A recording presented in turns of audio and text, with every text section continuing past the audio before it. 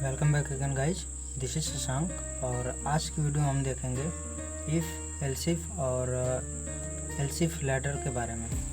ठीक है, उनके एग्जांपल्स करेंगे। पिछली वीडियोस तक हमने उनके सिंटैक्स और उनकी कंडीशंस कैसे लिखते हैं, इन सब चीज़ों के बारे में अच्छे से डिस्कस किया था। और आज की वीडियो हम देखेंगे कुछ एग्जांपल्स। तो इसमें सबसे पहले हम देखते हैं एक एग्जांपल। हमारा फर्स्ट एग्जांपल है इसमें कि हमें 3 नंबर्स गिवन है और हमें उन तीनों नंबर्स में से ग्रेटेस्ट यानी लार्जेस्ट वैल्यू जो है फाइंड आउट करनी होगी। उसके लिए प्रोग्राम लिखना है। अब जब भी हम ये जो 3 वैल्यूज है, ठीक है, ये हमें जो यूजर से इनपुट लेना है। सपोज अगर हमारे पास 15, 25 और 10 3 वैल्यूज हैं, इनमें से हमें फाइंड आउट करना होगा कि कौन सी वैल्यू जो है इनमें लार्जेस्ट है। तो इसमें 25 है। इस तरह से इसके लिए हमें प्रोग्राम लिखना है और वो फाइंड आउट करके हमें आउटपुट देगा कौन सी वैल्यू सबसे बड़ी है। ठीक है, तो अभी क्या करते हैं कि कोई भी हम प्रोग्राम लिखते हैं तो उसको लिखने के लिए हमें कैसे सोचना है, ये भी हमें सीखना पड़ेगा। क्योंकि हम डायरेक्ट कोई भी प्रोग्राम नहीं लिख सकते हैं। इसके प्रोग्राम को लिखने के लिए हमें पेन पेपर पर उसके लिए कुछ रफ कैलकुलेशन है, रफ प्रोग्राम करते हैं। उसके लिए प्रोग्राम लिखते हैं, इसके लॉजिक को बिल्ड करते हैं। उसके बाद हम किसी भी एडिटर पे जा कर के उसके प्रोग्राम को लिखते हैं। तो अभी आप यहाँ पर देख रहे हो कि हमें क्या करना है कि 3 वैल्यूज हमें देनी है। तो इसके लिए अगर सपोज कोई अदर यूजर है, आपको पता है कि 3 वैल्यूज हमें एंटर करनी है, लेकिन अगर कोई और यूजर है तो उसको पता नहीं क्या करना है। तो उसके लिए आपको स्क्रीन पर शो कराना होगा कि राइट 3 इंटीजर वैल्यूज।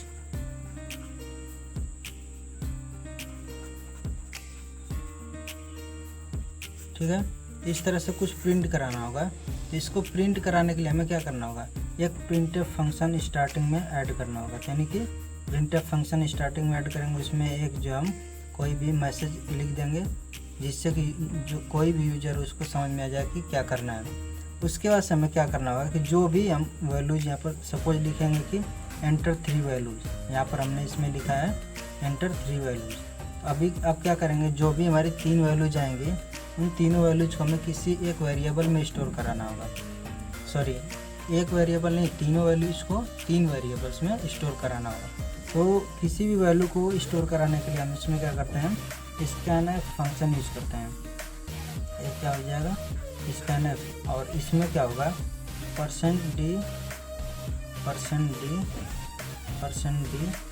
और इसके बाद से आपका जो भी वैल्यूज होंगी, यहाँ पर ये जो है डबल इन्वर्टेड कॉमा यहाँ पर बंद और यहाँ पर सिंगल एक रहेगा, कॉमा रहेगा। और यहाँ पर सपोज जो भी हमारे वेरिएबल है, सपोज वेरिएबल है ए, दूसरा वेरिएबल है बी, तीसरा है सी। ठीक है, अब क्या होगा यहाँ पर कि हमारे जो भी ये वेरिएबल्स हैं, ए हो गया, बी हो गया, सी हो गया, तो इनको अब हम देख रहे हैं 3 वेरिएबल हैं, तो 3 वेरिएबल को हमें डिक्लेयर भी करना होगा। तो क्या होगा, 3 वेरिएबल्स हमने ऊपर डिक्लेयर कर लिया। ठीक है, इतना समझ में आया। अभी तक हमने क्या किया कि 3 वेरिएबल्स हमने डिक्लेयर किए और हमने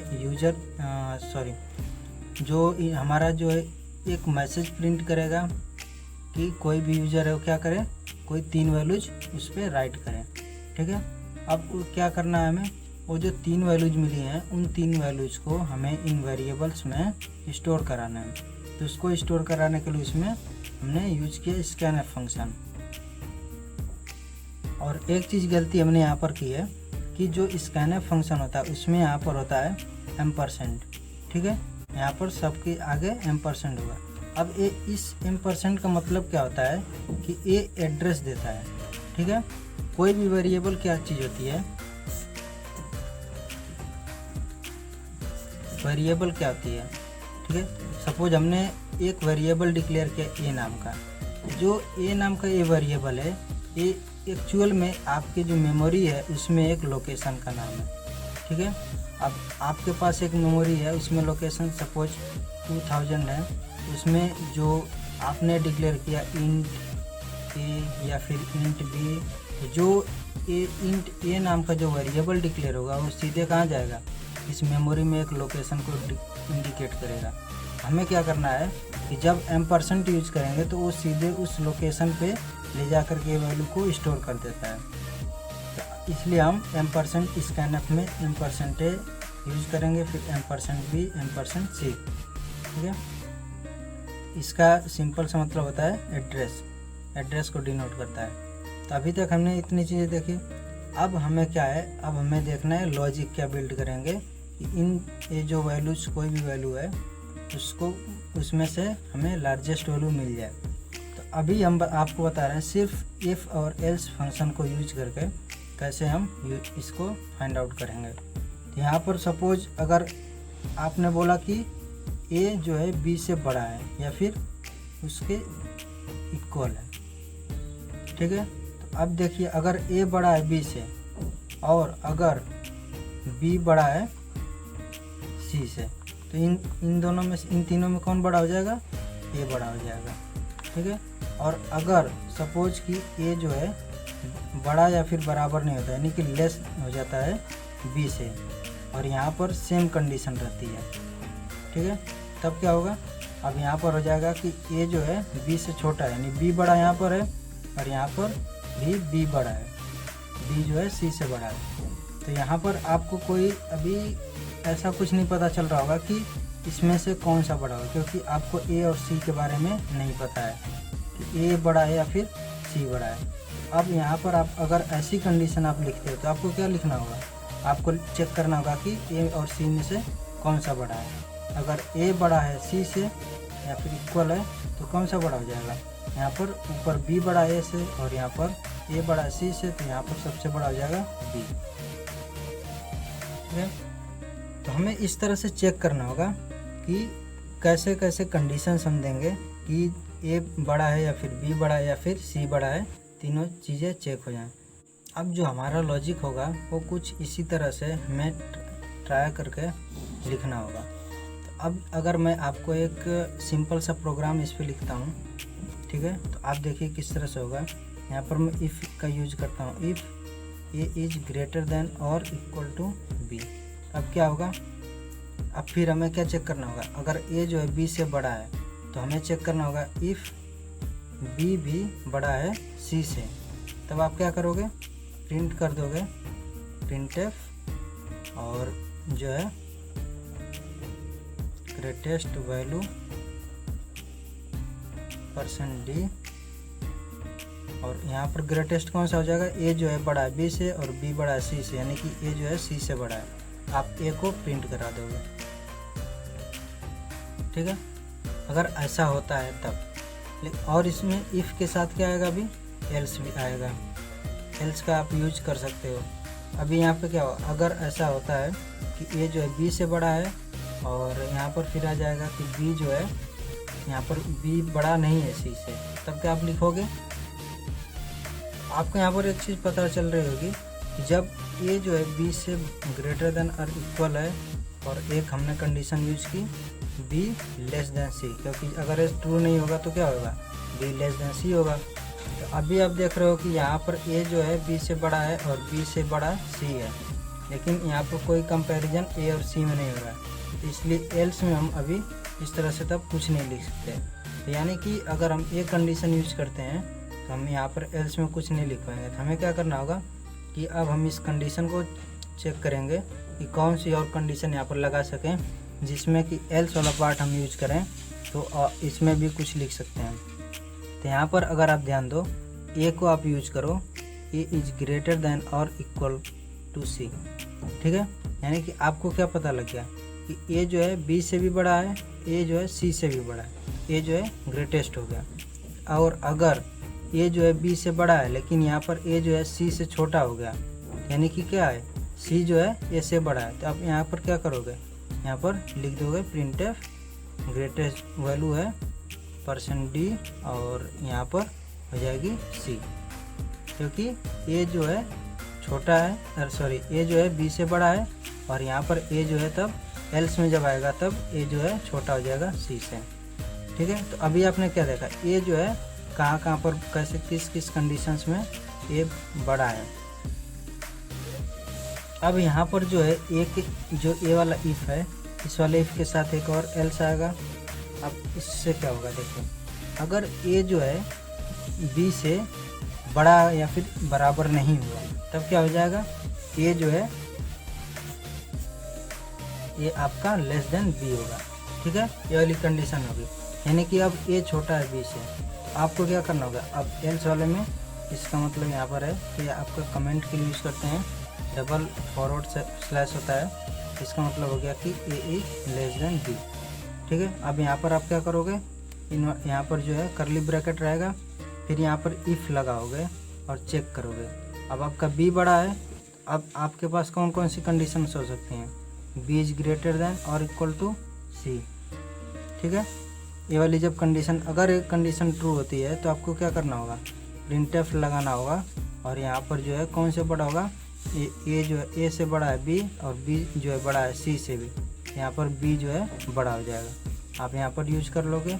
और अगर ये चीज़ नहीं होता तो फिर एल्स वाला पार्ट यूज करोगे, यानी कि अगर बी जो है ए से बड़ा है और सी जो है बी से बड़ा है तो यहाँ पर फिर प्रिंट करा लोगे कि सी जो है सबसे बड़ा है।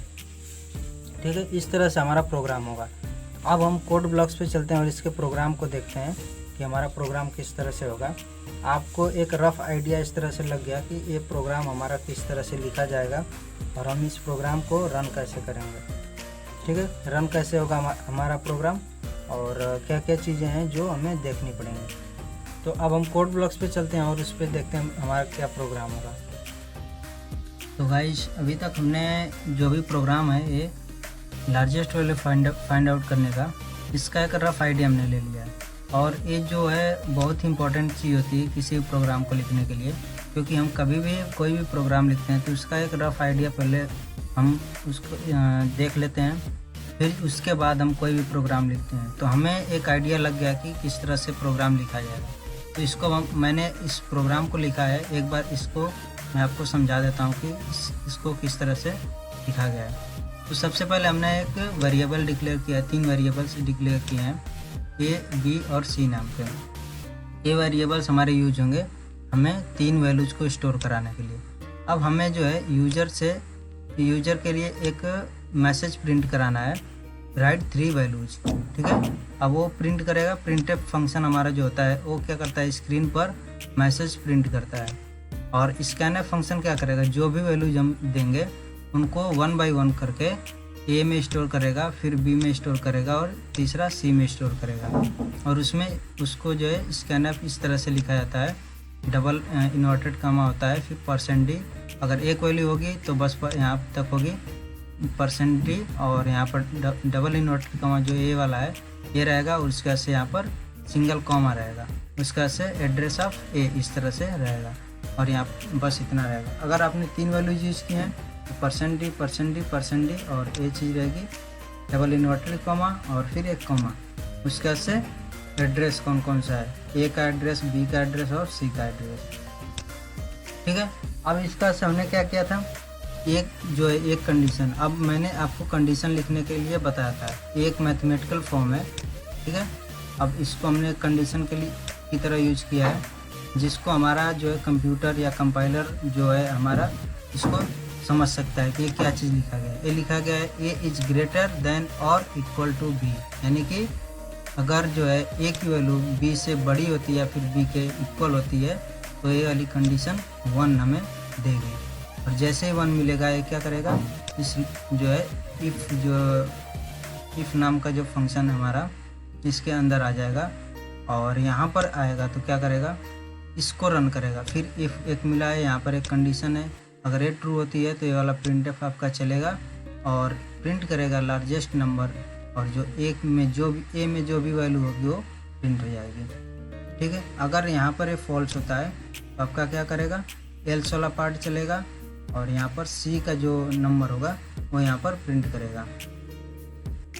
अब सपोज कि जो यहाँ पर आपने लिखा है इफ़, और यहाँ पर कंडीशन जो दिया है, अगर ये स्टार्टिंग में ये कंडीशन फॉल्स हो जाती है तब आपका ये सब ब्लॉक्स नहीं चलेंगे, ये जितने ब्लॉक्स हैं ये पूरे नहीं चलेंगे, और आपका एल्स वाले पार्ट पे आएगा और एल्स वाला पार्ट चलेगा।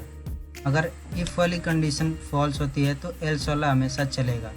ठीक है, तो अब क्या होगा, एल्स वाला जब चलेगा तो यहाँ पर चेक करेगा बी इज ग्रेटर देन और इक्वल टू सी, और यहाँ पर आपका ये प्रिंट करेगा लार्जेस्ट नंबर, जो भी बी जो होगा वो प्रिंट हो जाएगा।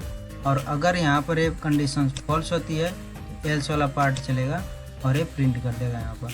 और लास्ट में हमने रिटर्न 0 यूज किया है क्योंकि हमने यहाँ पर मेन के आगे इंट नाम का जो है डेटा टाइप यूज किया है, ठीक है। अगर यहाँ पर वाइड रहेगा तो हम यहाँ पर कुछ भी नहीं करेंगे, यहाँ पर कुछ भी नहीं लिखेंगे। इस तरह से आई होप कि आपको ये प्रोग्राम समझ में आएगा कि किस तरह से हमने इस प्रोग्राम को लिखा है। अगली वीडियो में मैं इसी प्रोग्राम को और थोड़ा सा डिफरेंट वे में लिखने के लिए बताऊंगा और उसमें देखेंगे कि हमारा प्रोग्राम काफ़ी छोटा हो जाएगा, जिससे उसकी साइज़ भी कम हो जाती है। तो अक्सर हम ऐसे प्रोग्राम लिखते हैं कि जो हमारे प्रोग्राम साइज़ में छोटे हों, तो उस वाले प्रोग्राम को हम अगली वीडियोज़ में देखेंगे। So thank you guys, thank you so much for watching this video. If you like this video then please hit the like button and don't forget to subscribe my channel.